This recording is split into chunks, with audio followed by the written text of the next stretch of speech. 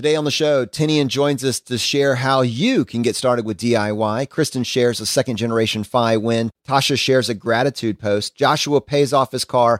And Jonathan and Brad share their Black Friday wins. Welcome to the ultimate crowdsourced personal finance show. This is your Friday Roundup. You're listening to ChooseFI Radio. The blueprint for financial independence lives here.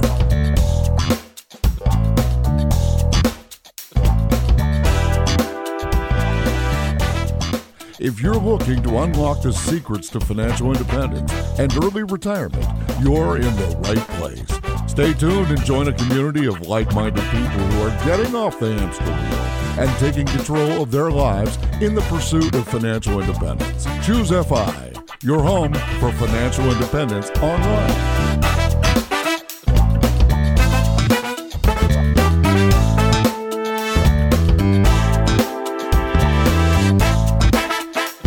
Guys, welcome to the show today. Really excited to dive into this past week's episode with Tinian from DIY to FI, and also talk about what is possibly, Brad, my favorite holiday, Black Friday. I know you're surprised by that, but there's nothing that I enjoy more than going to a completely overpacked retail location and standing in line for hours and hours with my thermos while my fingers fall off, only to enjoy the following pandemonium that ensues when the door opens up their offerings and allows us to purchase the latest gadget for 10% off.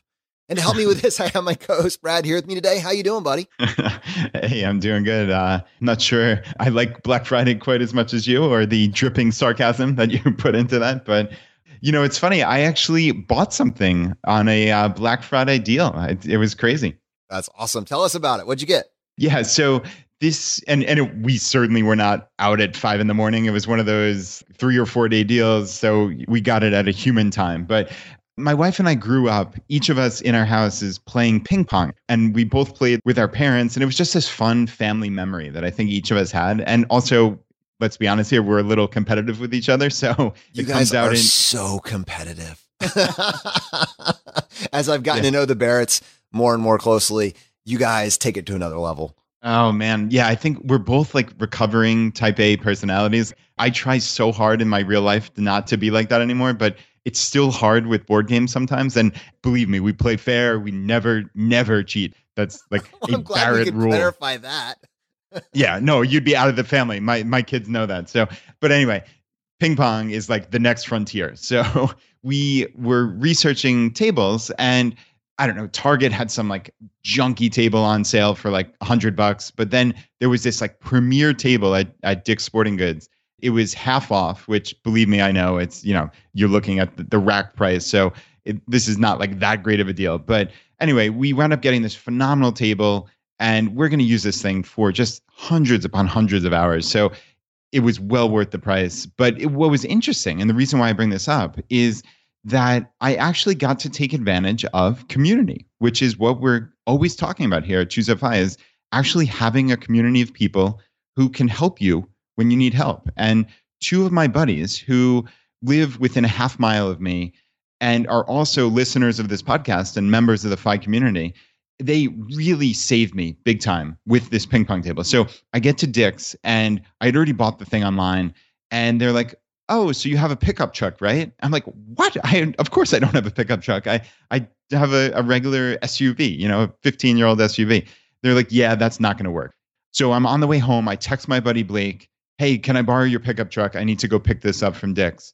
And within 30 seconds, he got back to me. He literally drove to his house, grabbed the keys, and drove right back to Dick's and got the thing. But Jonathan, honestly, it weighs about 300 pounds. It was unbelievable. So there was no way that Laura and I were going to even be able to move this thing 1 foot. So again, I'm on my way back. I text my buddy Matt, who lives right around the corner from me. And he was like an offensive lineman, college offensive lineman. So he's like a big, strong dude. He's like, "Sure, I'll be right over. I'll walk over." We both got to my house at the exact same time. I pulled this truck around back. And thankfully, he was there to save me, because there's no way I could have come close to carrying this thing. But it was just really neat. I know it's such a little anecdote, Jonathan, but like it was just really cool to be able to lean on people and get that help. So yeah, it's lots of family fun here we got in the future with the ping pong table. And it was just a nice morning, really getting some help from some of my friends. Didn't Brandon, the mad scientist, like torch you in a game of ping pong several years back? Oh, yes. Thank you for bringing that up. He did at FinCon. Brandon evidently had spent like the last year or two prior to that playing ping pong at his job. They had a ping pong table. So there I walk in like thinking I was pretty good when I used to play back in the day, like really quite good. And he demolished me. It was insane. So yeah, I don't know if he's keeping up the practice, but yeah, maybe next time I see him, we'll actually have a game here. FinCon next year. I can see it coming together, the perfect storm. Because the other thing is, you don't forget, that is going to be rectified. Revenge is sweet, right? Oh man. Okay. Well, I did get a Black Friday deal as well. And I got to give credit to Olga in our Facebook group for giving me the heads up on this. So in an episode several weeks ago, I was describing my eating plan, or rather my recipe shopping list aggregation plan. And I had kind of patched something together where I could find recipes, get the ingredients, organize. It just wasn't perfect. And a few people pointed out that, as optimized as I thought I was, there were a few other applications out there that really had stepped it up. And there were two of them that really got featured many times. And the first one was called Plan to Eat. And this one was recommended to me. I think it comes with like a subscription that is roughly, I think it's $40 a year. Right now, it's actually 50% off up through December 2nd. So if that's something that you're interested in, you can get it, I think, for $20 a year right now. And this one is like cloud-based. You get all your recipes in one place. It creates your shopping list. You have access on all your devices. And that looks pretty cool. I think a lot of you guys know that I'm not like a huge fan of recurring expenses, structural recurring expenses. So I had kind of hadn't been quite ready to dive into that one, but at 50% off, I really was considering it. But Olga posted this app called Paprika. It was also 50% off, and you have to purchase it for each of your devices. So if you have like an iPhone, it has one price, Windows, it has another price, et cetera, et cetera. But on all of their applications, on all their devices, all of those were 50% off. And depending on which system you needed to get, the 50% off price ranged from $2 to like, I think the highest, most expensive one was less than $15. But that's a one-off transaction.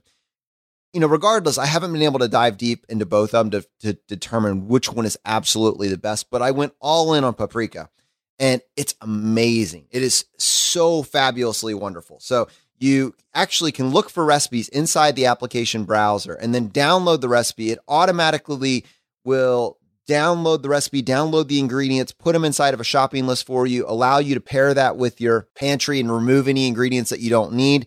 It gives you all the flexibility and the features that you want. So Brad, this is where I'm going with this. First, thank you to Olga for telling me about it. And then second, this has allowed me to take my planning to the next level. So what I'm actually doing now, one of the challenges that you gave me a while back was, it's great to talk about what you actually spent on groceries, but what's really more interesting is the cost of consumption, because groceries aren't always fixed. Sometimes you have more that gets used, several weeks later or a month later.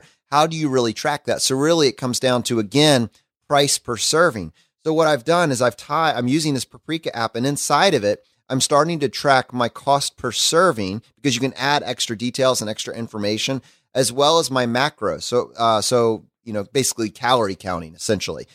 This has really allowed me on multiple fronts. One, to get more organized with what it is we're actually making, buying, purchasing. So it's cutting my food bill, because we end up sticking much more to our list, because our list is actually accurate. It allows me to plan out my meals throughout the week. And then because I'm constantly interested in kind of improving my fitness and pairing my diet along with my exercise and weight goals, it's allowing me to also track my macros in there as well. So I'm building out this perfect system, and I'll share some of the recipes that I've put together, but I'm actually able to kind of almost in a budget bites manner map out my cost per serving along with these recipes now. And this is just super exciting for me. Yeah, that sounds cool, Jonathan. But I just want to dive into this a little more. Does the app itself have recipes? No. And that's the best part. So here's the problem. I keep going to like Sam's Club and Costco and seeing the cookbooks that are there, and they always look awesome. And occasionally I'll even buy them. But then when I get home, they're much less awesome. I never want to open them. I never want to look at them. I never want to like take a picture or copy down the ingredients. Like I never do anything with it. So with this app, it actually has a web browser inside of it. And the web browser is basically just a Google extension. So you have Google inside of this app. And then you can go to anything. You can go to Pinterest. You could type in best chicken marinade, or I don't know, something with chickpeas and lentils, and pull up any website on the internet. Basically, all the websites on the internet use basically plugins to track the ingredients. So they all follow some basic CSV format. This app knows how to go in and parse that and pull it all into something that you can use. So you basically have access to every single recipe that you can visualize on Pinterest. And within one button click, you're turning that Pinterest picture into something that you can do your grocery shopping around, into something that you can, into your meal planning for the week. Like you can map out for your week. All right, I'm going to make this meal. It's going to make 8 servings. I'm going to have that at, lunch on Monday, Thursday, and Friday, which means I need to still plan out these additional meals. You can basically build in your top 50. It just does so much heavy lifting for you if you are the meal planner in your family. Yeah, and I'm personally not the meal planner in our house, but I suspect Laura, this is going to be an app that Laura's going to want to look into. Just to everybody, I did go ahead and look it up because it kind of felt like it might be rude for me to tell you what an awesome deal it was and you can't get access to it. But if you are listening to this on November 30th, Friday, November the 30th, this is the last day that all of the apps are 50% off. They were just 50% off to the end of November. You have to pay for it per operating system that you're using it on. And unfortunately, in my house, I am a Windows, Mac, Android family. So that was a little bit of a strategic fail on my part. So you're going to have to think through how you're actually going to use it. But yeah, we'll put the link in the show notes, but it's called Paprika. Yeah, and Jonathan, actually, since you're talking meal planning, I know a lot of people in our audience are always looking for tips. And this was kind of a cool one that really impressed me that Laura did this past week is we had my parents in town for Thanksgiving. And the night after Thanksgiving, nobody really felt like cooking, but we wanted takeout.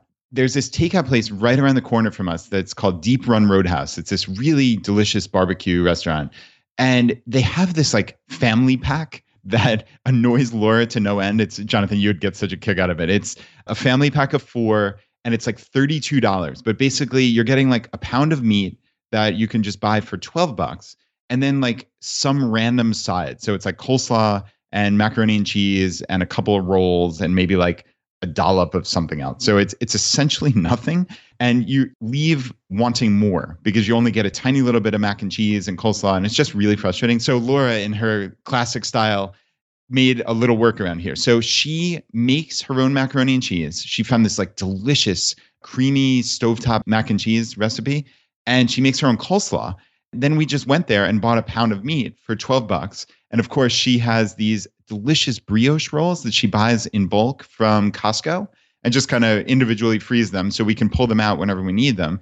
So those are like, I don't know, I think they're less than $1 each. So she wound up recreating this meal for well under $20. I think she said it was 12 for the meat and then maybe 4 to 5 for all the other miscellaneous stuff. So we're talking $17 maybe at the absolute most.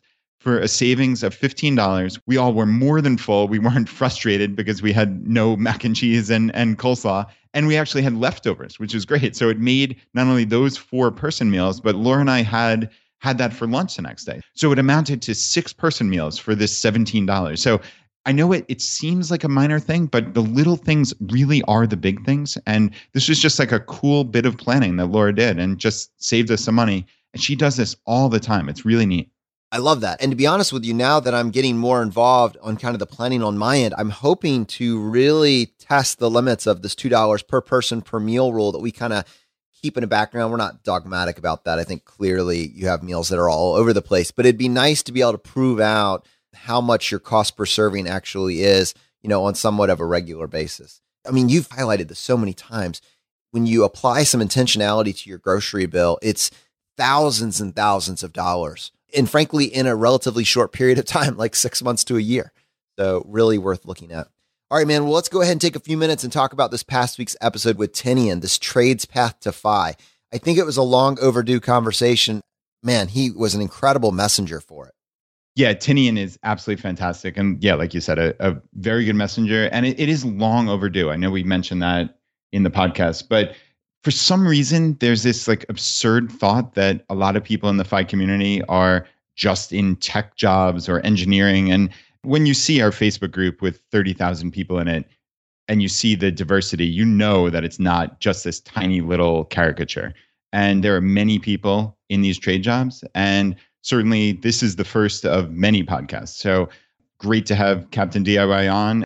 And I loved how we talked about like, these are jobs that are not going away. And if you listen to the doom and gloom about robots and AI taking people's jobs, well, it's very hard to imagine that any jobs of the electrician, plumbers, this type of variety, that those are going away anytime soon. You know, and Brad, I think one of the things that I kind of feel the need to fight against is this idea that everyone needs to go to college. A lot of people will go to college, and college will be a great choice for many people. But I think that what we're seeing, especially for my generation, millennials and Generation Z, it's increasingly a bad bet. I'm not saying it is a bad deal, but like if you just go into it blind without a plan, without realizing that there's other options, you can come out with $60,000 plus in debt and nobody waiting to hire you on the other end. Not everybody needs to go to college. I just don't think it's a blanket statement, but I couldn't really prove that out, or at least to this point, I couldn't give the economics of a different choice. And I think that's one of the things that me and you have both felt the pull. It sounds great to just say that, but let's highlight some additional paths. Let's look at the economics and try to figure out what some viable alternatives might actually look like. And I know that we've spent some time talking about Treehouse, which is, in our opinions and in that of Ryan Carson from episode 74, it is a form of a trade. But these are the ones that you traditionally think of in terms of trades. And I love the fact that now we get to actually take the opportunity to pull back the curtain and look at some real numbers. Yeah, I completely hear you, Jonathan. And this is not us ragging on college by any means. Both of us went to college and had great experiences. And I certainly wouldn't go back and trade that decision. So what this is for people who are potentially looking for additional options or other paths. And that's perfectly legitimate. Everybody should not go down the same path. That should be obvious to us. But somehow as a society, we've kind of gone awry with this. And Tinian said something really simple, but it was important during the episode. He said he has a much easier time learning with his hands.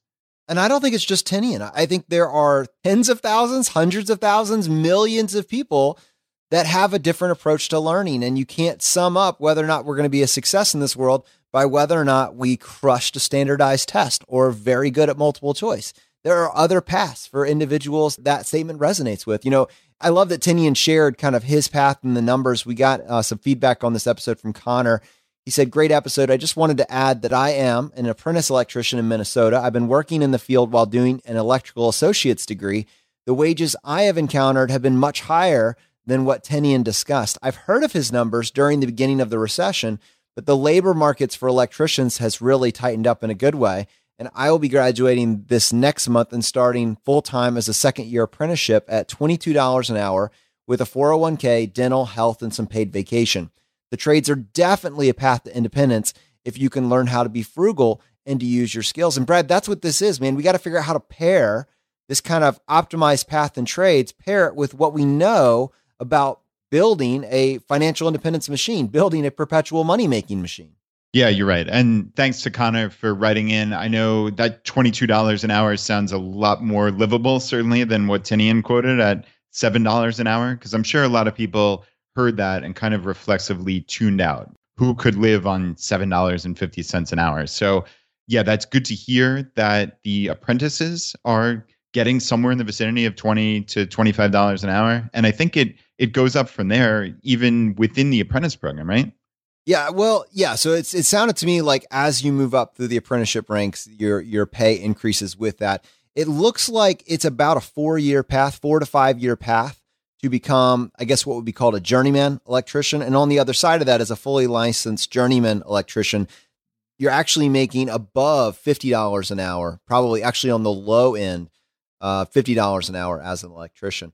And that really provides us with some opportunities. And as we kind of think through what our goals should be, especially if we're looking at it as our job as a vehicle to reach financial independence, there is the frugality aspect, right? And focus on slashing your expenses. But on the income side, this is obviously a lot easier if you can beat that median income and you can do it without a significant debt burden. So if we can map out some paths for individuals to beat that median income and do it without incurring an incredible amount of debt, it just makes everything easier. And I was just thinking it might even be interesting or fun to kind of map this out.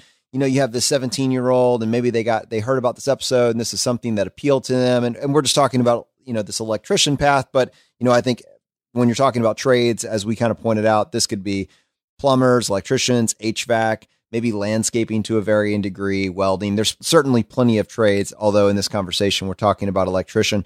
But if you are able to start this path at the age of 17 or 18 and your school only costs somewhere in between, Tinian actually sounded like that was the high end at $25,000. I know some of the community colleges, you can get that degree for less than $10,000. And then from there, that can hopefully set you up to get in your apprenticeship program where you're getting paid from there on out. But let's say that, on the high end, you can achieve all of this with less than $25,000 of debt. You're making money the entire time. So while all of your friends are in school and they're taking out additional student loans to finance that, you're actually working and either coming out of school debt-free or actually coming out with a positive net worth. During that 4-year period of time, you're making $20+ an hour. And then after you get your license, now you're making $50 an hour.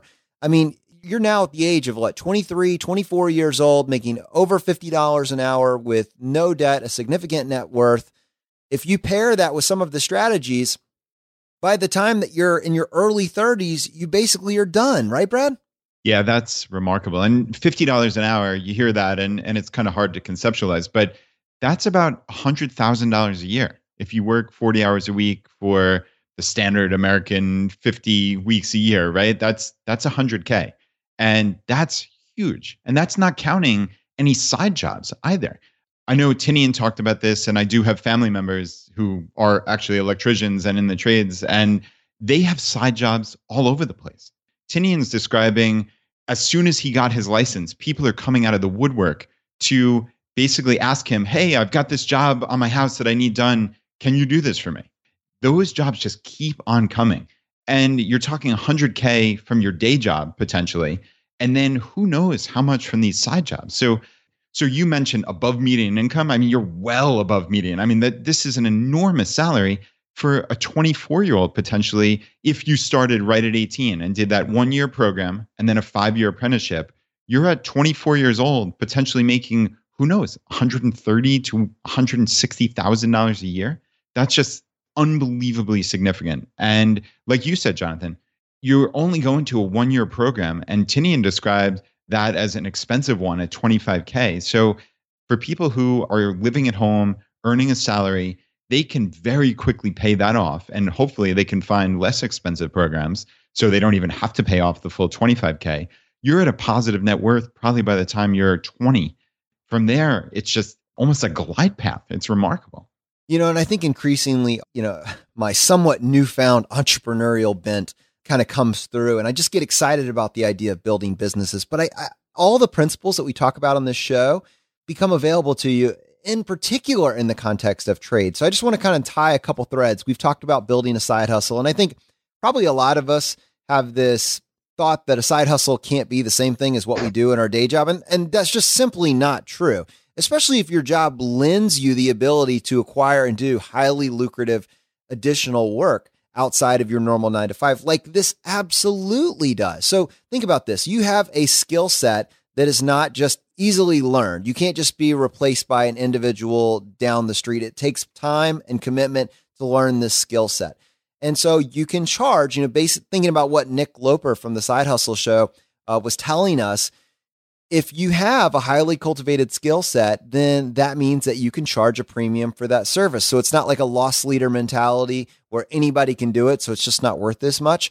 You can charge a premium for that service. If you tie that with just a few of the other things that we've talked about, like building a brand, like doing a little bit of internet marketing, creating a reputation for yourself, making it easy for people to share your services and what you've actually done, you can quickly move from having a 9-to-5 that gets you to financial independence, having a side hustle, cultivating that skill, And then on top of that, now moving into more of the business building aspect. And, if you can make, close to $100,000 or more as an employee in someone else's business, then that tells me that you can very easily create multiples of that as an income as a business owner, especially someone that's able to blend the hyper localized skill set of an electrician, something that requires you be in the actual zip code, blend that with a little bit of online business building sense. And I can think of examples from the episode that we just did with Nick Loper talking about how other people were able to utilize this. So I think if you actually have a specific skill set in a trade, it opens you up. If you're thinking about the topics that we're talking about inside this community, it opens you up far beyond just being an employee and making a high hourly rate. It really opens you up to start considering what would it look like to be able to build my own business, something that is mine. Building a business, something that is uniquely yours. That to me is incredibly appealing. Yeah, and Tinian described, especially with this particular business, the ability to slowly transition from having the comfort of this full-time job that pays a real significant income into building a side hustle and eventually turning it into your own business, right? He described this in a couple of ways. He talked about, first, taking on jobs with the tools that you have. This was such a minor point, but it really stuck out to me because I just thought it was brilliant, is that you don't have to go out the day you get your license and buy $50,000 worth of equipment just in case you get a side job that needed one tiny little obscure piece of equipment. No, you take side jobs that fit into the skills you have and also the equipment you have. Again, such a minor little point, but it was brilliant. And you can build up your business and build up your tools and equipment over the years as you get more of these side jobs. That's the beautiful thing. The business can fund itself and help it grow.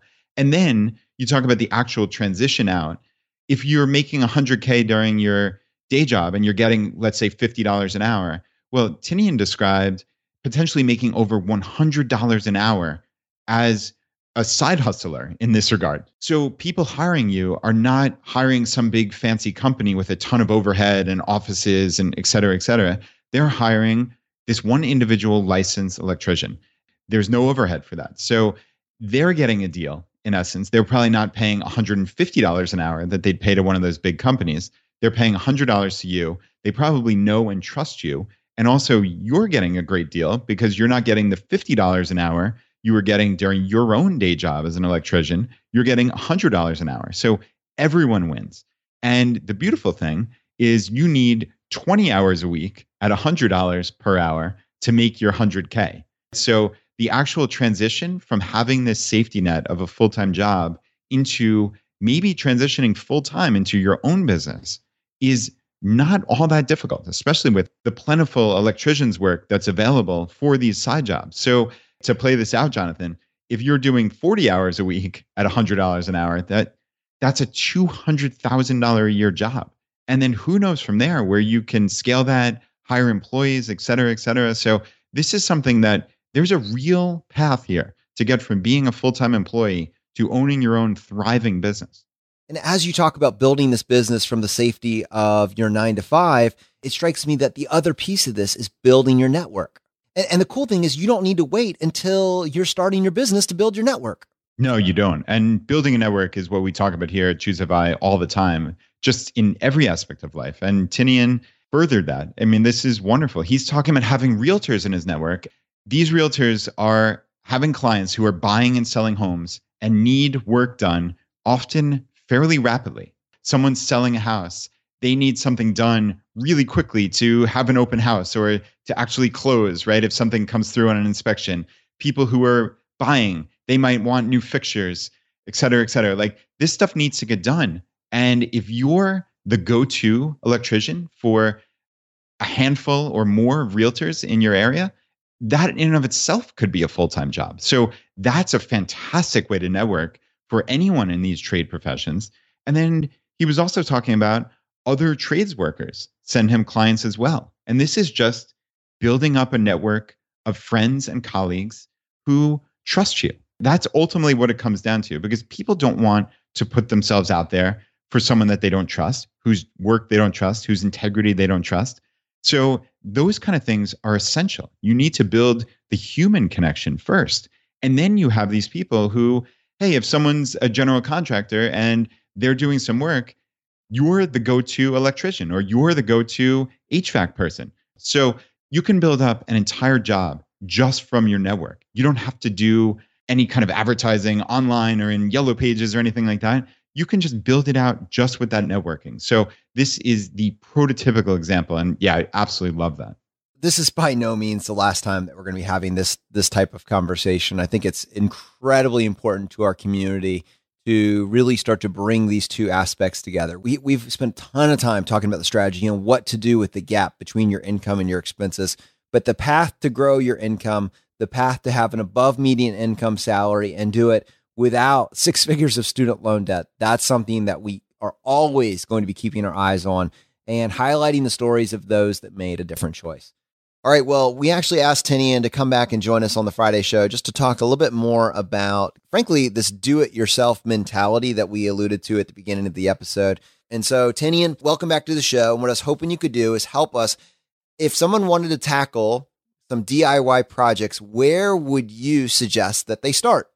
Sure. So there's tons of little projects out there that can be done. And when I talk about DIY, I think a lot of people think of choosing the best fabric for your throw pillow and, making a picture frame, which those are fine. I'm not going to rip on those, but I'm more interested in the DIY skills that are going to be helpful in maintaining my house and maintaining my vehicles and just a sustainable practice of self-reliance and competence. That's what I'm going for. So more like that OG path to FI DIY. Exactly. Yes. The OG path. That's right. And so, if somebody has never done anything with tools before, picking basically any project that puts a couple of pieces of wood together is a great place to start. So, get a hammer and some nails, nail together 2 2x4s, and that's a start. But, if you actually want to do something that's going to be something that you can look at, a raised garden bed is a great beginner project. It's that is the one easy. I actually chose. That's what I'm going to do. And I hadn't even talked to you ahead of time about this. We are on the same page. Perfect. You're already on the path to Captain DIY. I am. So a raised garden bed is great. Aardvark Advisor has a post about a compost bin that he built, which is it's a similar project to a raised garden bed. I'd say it's probably like, if raised garden bed is step 1, this would be step 2. It's basically the same shape, just a little bit taller. And it's something that really anybody with a saw and a hammer can build. You could build a bench or an Adirondack chair. You can find manuals online for one of those that'll tell you, it'll give you the shapes that you need to cut out and how to put them together and anything like that gives you a little bit of confidence with tools is going to help, because the more you have a tool in your hand, the better you're going to be with it, the more confident you're going to feel with it, the more you're going to be willing to tackle slightly more difficult tasks. Question for you, and maybe a suggestion. I don't know how far you've gotten on your own website, which is DIY2FI.com. That's the number 2.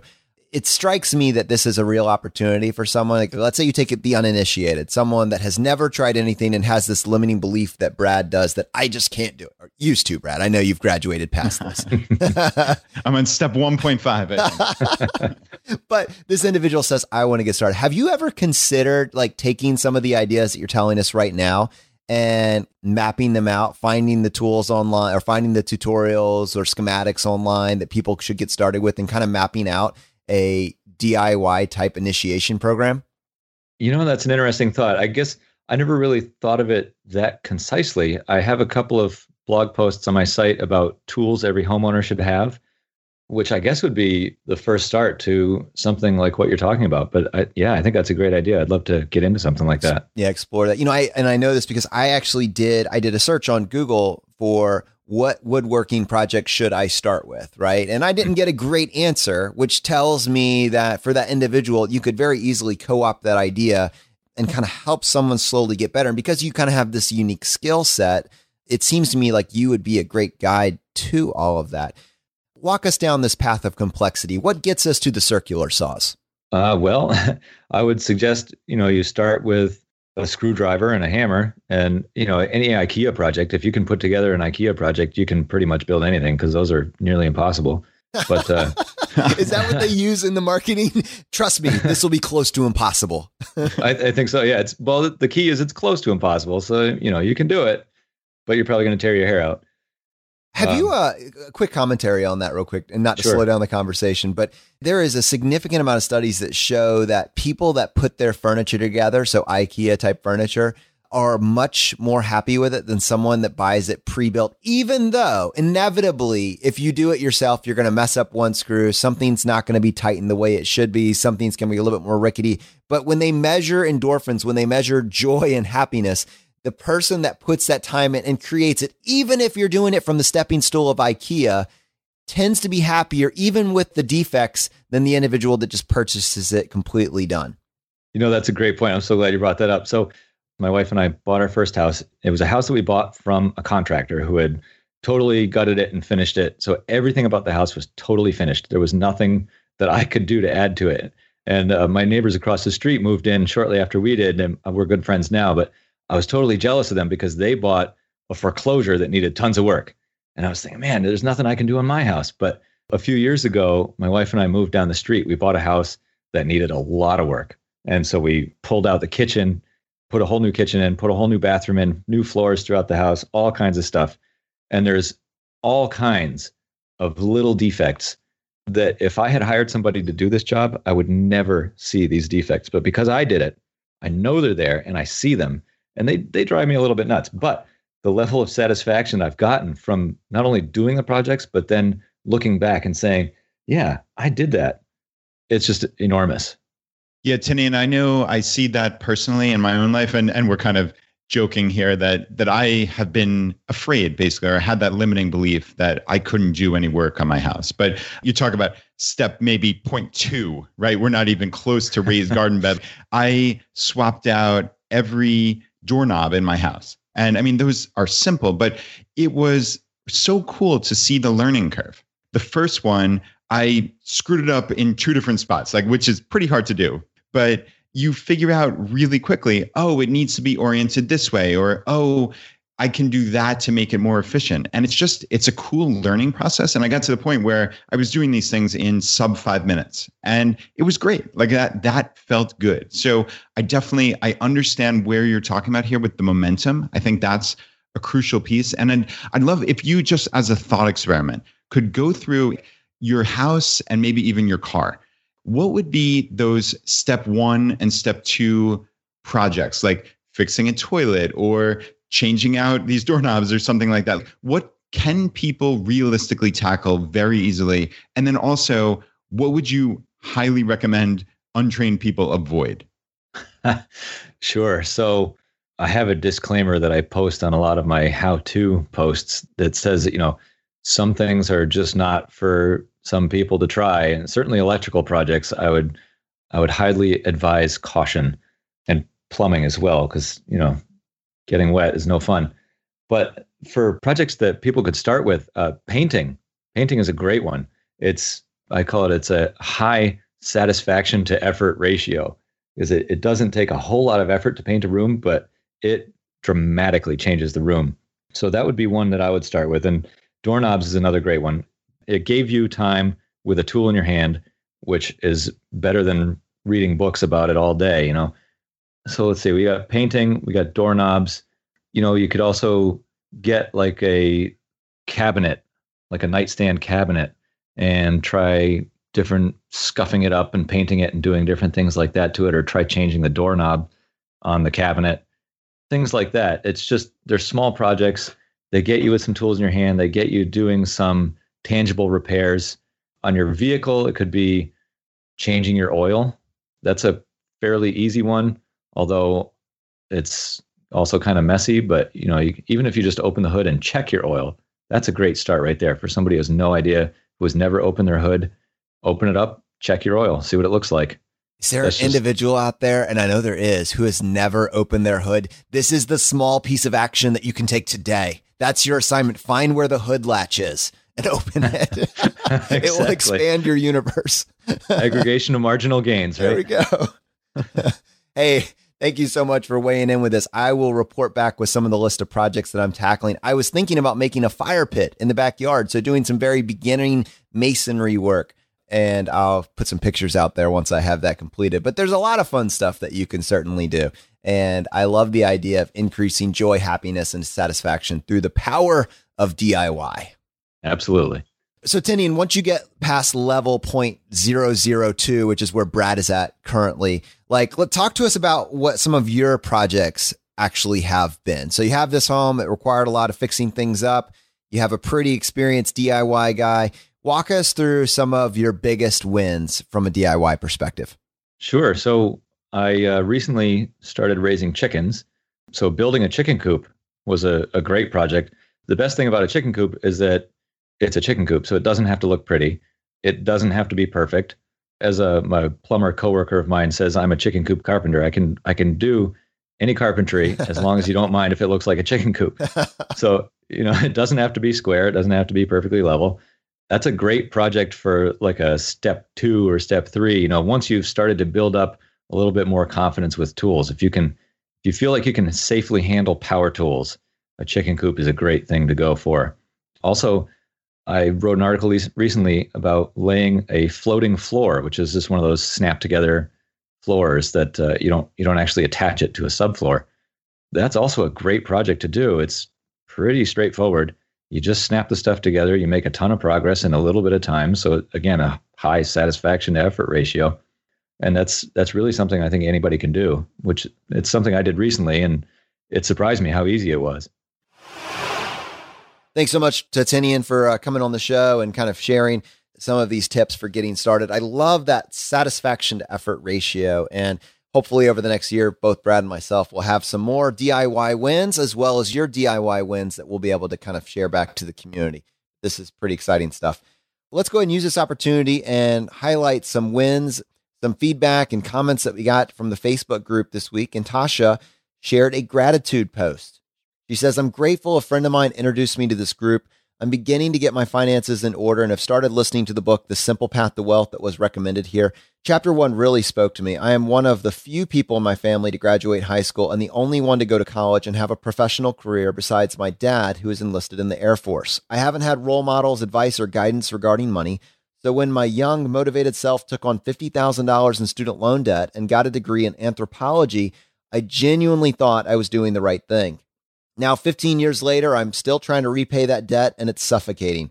It stings a little that I'm now in a fantastic career that doesn't necessarily require a degree, although I don't regret the life experience college gave me. Anyways, my post is simply to express my gratitude for all of the knowledge and wisdom that's being shared on the Facebook group and for the people who have taken the time to chat with me one-on-one on career advice.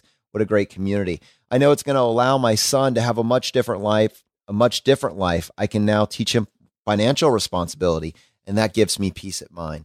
And Brad, first of all, and Tasha, first of all, thank you for sharing this. And Brad, it reminds me that on our website, there was an article posted by Shannon called 50 Ways to Improve Your Finances by 1%.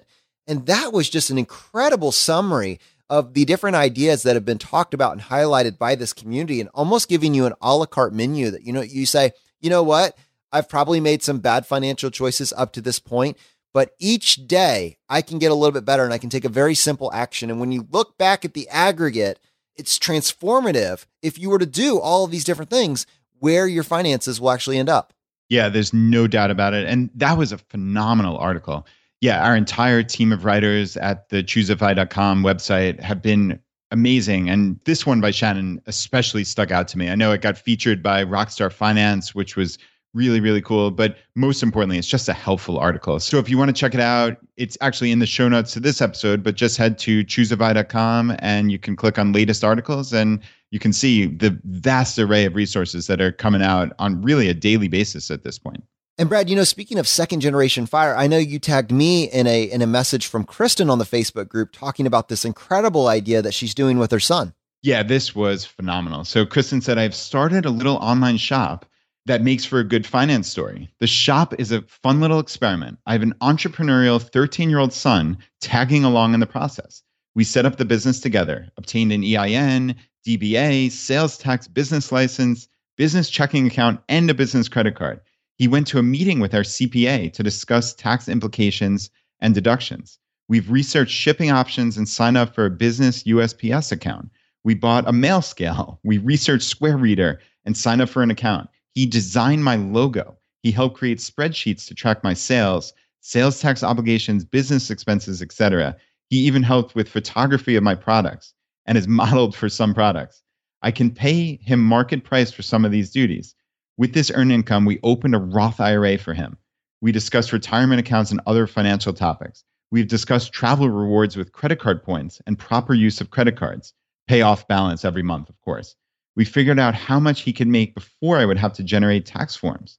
For such a basic little shop, we've put in many, many hours, and it has been a great learning experience for both of us. That is so cool. I mean, we need to have her on the show just to talk about this a little bit more. I just basically want to hear her say that instead of you. That's how awesome this was. I agree completely. And yeah, let's make that happen. Having Kristen on and her son would be amazing. Like, there are too many things. I mean, this is maybe 200 words, and there are probably 15 different lessons that we've talked about over the 200 episodes that we've had. This is just so fantastic. And yeah, it's neat when you see your kids getting involved and you see them interested. So yeah, it was funny, Jonathan. I didn't even tell you about this. My family went to our friends Tim and Missy's house, and they have 3 boys, and they actually all listen to the podcast. So we went over for a game night, which was really fantastic. And the kids just get along famously, and it's just a really good time. And I guess their boys were telling our girls about my podcast, which is so funny that they listen and have picked up things. So Anna and Molly came home and actually wanted for the first time to listen to the show. So we started way back at episode 1. We downloaded the first 2 episodes and listened to both of them. And I think they enjoyed it. So it was cool.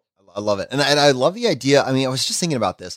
What an incredible summer project for both the parents and the child to work on building something like this. I mean, to go through everything that she just listed is transformative. What is the story you tell yourself about yourself? Think about that child's life experiences going into all the things that are coming up to have said, I did this at this age. I just think it's almost a rite of passage in a very, very cool way.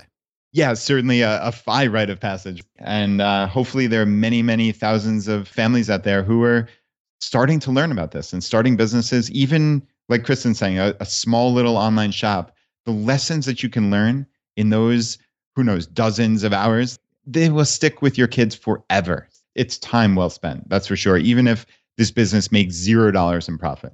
Joshua shared his Black Friday win with us. This is a receipt that he got from his credit union.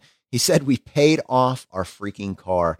Since deciding to pursue financial independence in February 17th, 2017, we have paid off $20,000 in debt. I wanted to share my win today as everybody gets stuck in the rat race that we're hoping to get out of. I hope this encourages someone who's still grinding it out. And Josh, thank you. That's massively encouraging. And what a win to have that completely behind you. And I wanted to go ahead and give you guys an update and a huge thank you to our educators group that's helping us put together a financial independence curriculum. There's been a lot of time that's been put into putting this together, a lot of people that have volunteered hours and lesson plans and ideas. And it's amazing to actually see it. Danny, my wife, who's been kind of helping to spearhead this and working with Rob and Miriam to do so, gave me an update and wanted me to let you guys know that the 3rd through 5th grade lesson plans are actually completed now. And a huge thank you to Kelly, who jumped on board recently to help with the 2nd grade lesson plans. To the middle school educators, Scott, Brian, Nancy, this is starting to get wrapped out. Definitely reach out to Danny Mendonza or Rob or Miriam. They're continuing their efforts on the high school curriculum. Thanks to Amy, Kate, Tom, and Mary, who are helping them with this process. If there are any other educators in this group that would like to be a part of this, either by writing lesson plans or being a part of the curriculum editing group, once the draft of all the lessons are in place, please reach out to us and let us know. We would love to include you as part of that process. But there's a couple really big projects that we're going to be highlighting in 2019, and this is one of them, and it's happening. This is really happening, and there will be much more details to follow as we get a little bit closer.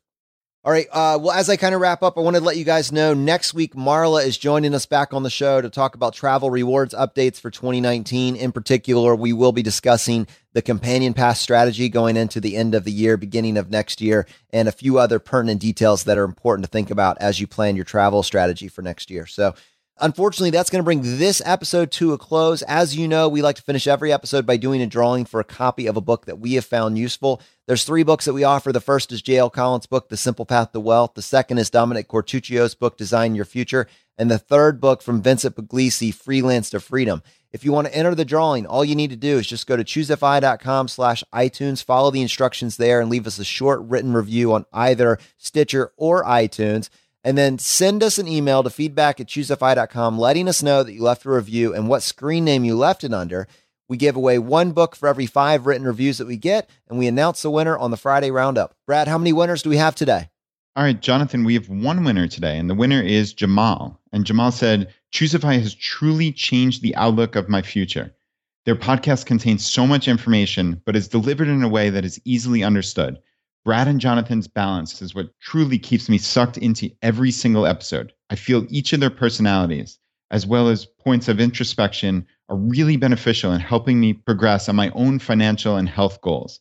There have been so many actionable steps I've taken this year in order to better my financial and health goals. Here are a few to give you an idea of what you can accomplish. I will max out my pre-tax 401k, invest 50 to 65% of my take-home pay, VTSAX, and for a future house hack. And I opened a Chase credit card for rewards. I bought dumbbells instead of a gym membership and lost 10 pounds this year. I inquired on new car insurance, which dropped my car insurance from $200 a month to only $110 a month. Term life insurance, invested into myself by reading more books and studying for a network IT certification. This podcast has taught me that no matter what age we are in control of our wealth and our health. At the age of 23, I have made these changes and will continue to be a better version of myself. Hashtag young FI, and the fire is spreading. That's awesome, Jamal.